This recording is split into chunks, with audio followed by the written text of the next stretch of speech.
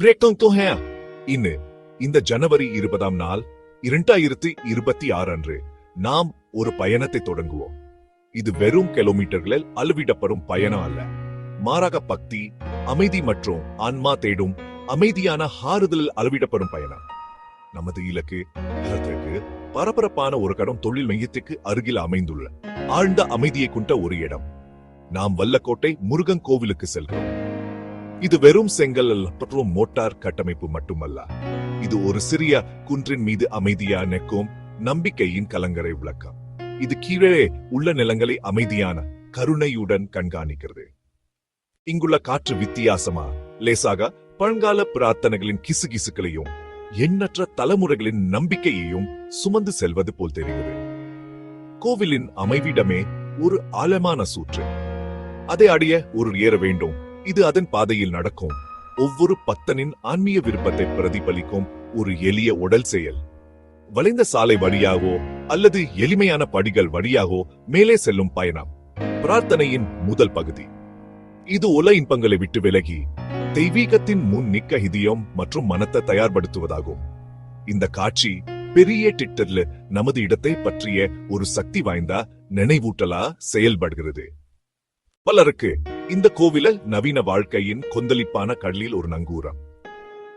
தொழிலாளர்கள், சென்னையின் குடும்பங்கள், தொலதூர் நகரங்களின் பக்தர்கள், அவர்கள் பொருள் உலகம் எப்போதும் வழங்க முடியாத ஒன்றை நாடுறார்கள். ஒரு கணம் அமைதி, ஒரு இணைப்பு உணர்வு மற்றும் ஒரு உயர்ந்த சக்தி கேட்குது. என்ன உறுதிப்பாடு! கோவில் மணிகளின் மெல்லிய ஒலி மற்றும் மந்திரங்களின் மெல்லிய உச்சரிப்பு இது சுய பரிசோதனைக்கான சூழ்நிலையை உருவாக்குகிறது. இது தெய்வீகம் தொல்லதூர் சிகரங்களில் அடைக்கப்பட்டவை அல்ல, மாறாக நம்மிடையே உள்ளது. இது ஒரு அமைதியான புகலிடம், ஆன்மீக சோலை.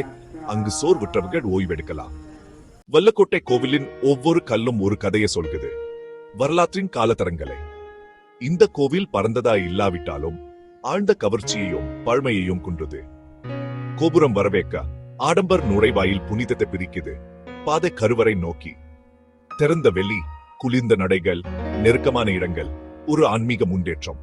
இங்கே பிரதான கருவறை மூலுக்கு அருகே பூஜை நடந்துட்டே இருக்கின்றது.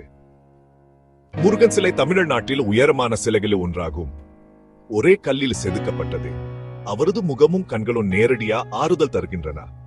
முன்னால் நிற்கும் போது பணிவு ஊற்றுது. வளாகத்தில் சிறு சன்னதிகள், மண்டபங்கள், கல்வெட்டுகள் ஒவ்வொன்றும் காலமற்ற பக்திக்கு பங்களிக்கிறது. கருவறையில் வீத்திருக்கும் பிரதான தெய்வம் முருகன், ஸ்கந்தன், கார்த்திகேயன், சுப்பிரமணியன். தெய்வீக தைரியம், ஞானம், எதிர்மறை சக்திகள் மீதான வெற்றி. சிவன், பார்வதி, அவர் சக்தி, அவர் அருள். வள்ளி, நிபந்தனையற்ற அன்பு, தெய்வான தர்மபாதை. இருவரும் குடும்ப நினைவு செய்கிறார்கள். விநாயகர், தடைகளை நீக்குபவர். பிரதான கருவறைக்கு முன் அவரை வழிபடுவது பாரம்பரியம்.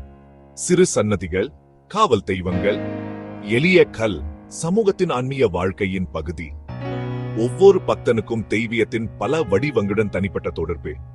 அவரது இருப்புதான் முழு கோவிலையும் உயிர்ப்பிக்கும் மைய சக்தி. இந்த அமைதியான மலை உச்சிக்கு யார் பயணம் செய்கிறார்கள்? வல்லக்கோட்டையின் பக்தர்கள் பலவிதம். பொதுவான நம்பிக்கையா ஒன்றுபட்டவர்கள். வார இறுதிகளில் அருகிலுள்ள நகரங்களிலும் சென்னையில் இருந்தும் குடும்பங்கள் திரள்கின்றன.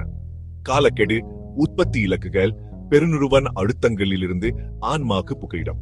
ஆரோக்கியம், குழந்தை, வேலை, குடும்ப அமைதி, உண்மையான பிரார்த்தனைகளுக்கு பதில் கிடைக்கும் இடம். அவரது தெய்வீக வேலை இருளை கெரிப்பது போல. காணிக்கை, படிகள் ஏறுதல், அமைதியா தியானம், அனைத்தும் பக்தியின் மொழிகள்.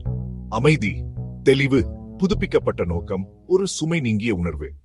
ஒரு கோவில கலாச்சாரமும் ஆன்மீகமும் இயங்கும் மையம். திருவிழாக்களில் இதய துடிப்பு வலுப்படும். சைப்பசி கந்த சஷ்டி, சுரப்பன் மீது முருகன் வெற்றி, விரதம், தொடர்ச்சியான பிரார்த்தனை, தீமையின் மீது நன்மையின் இறுதி வெற்றியை உறுதிப்படுத்தும் காட்சி. தைப்பூசம், கடின தவம், நன்றியுணர்வு, காவடி சுமந்தல், பக்தியின் அடையாளம். நூற்றுக்கணக்கான காவடிகள், மனித நம்பிக்கை, சகிப்புத்தன்மையின் ஆழம். பங்குனி உத்திரம், முருகன் தெய்வான திவ்ய கல்யாணம், குடும்ப ஆசீர்வாதங்களுக்கு உகந்த நாள். கார்த்திகை மாதம், 1000 விளக்குகள், இரவில் மூச்சடைக்கும் ஒலி காட்சி. மாதாந்திர கிருத்திகை சடங்குகள், ஆண்டு முழுவதும் ஆற்றலை உயிர்ப்பிக்கும் மரபுகள். வல்லக்கோட்டைக்கு யாத்திரை எளிதும் பலனும்.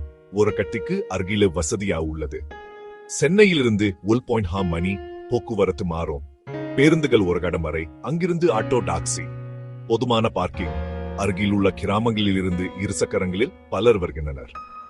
சிறந்த நேரம் அதிகாலை. கோவில் பொதுவா காலை ஈக்கு திறக்கும் அமைதியான அனுபவம். மாலை நேர ஆரத்தி எண்ணெய் விளக்குகள் மயக்கும் பக்தி சூழல் உருவாக்கும். பொதுவான நேரம் காலை முதல் இரவு 8. திருவிழாவில் மாறலாம், வருவது முன் சரிபார்க்கவும். அபிஷேகம், புனித நீர், பால், தேன், தயிர், சந்தனம், வேத மந்திரங்களுடன் அலுவலகத்தில் ஸ்பான்சர் செய்யலாம். நன்கொடை ஹண்டி கவுண்டர், ரசீது பெறவும். தென்சரி பூஜை, பராமரிப்பு, அன்னதானத்துக்கு ஆதரவு. வெளியேறும்போது உண்மையான காணிக்கை சுயத்தின் காணிக்கை என்பதை நினைவில் கொள்ளுங்கள். பூக்கள், பழங்கள், தேங்காய், கற்பூரம், சிறிய காணிக்கைகள் உண்மையான இதயத்துடன் மிக் சக்தி வாய்ந்தவை.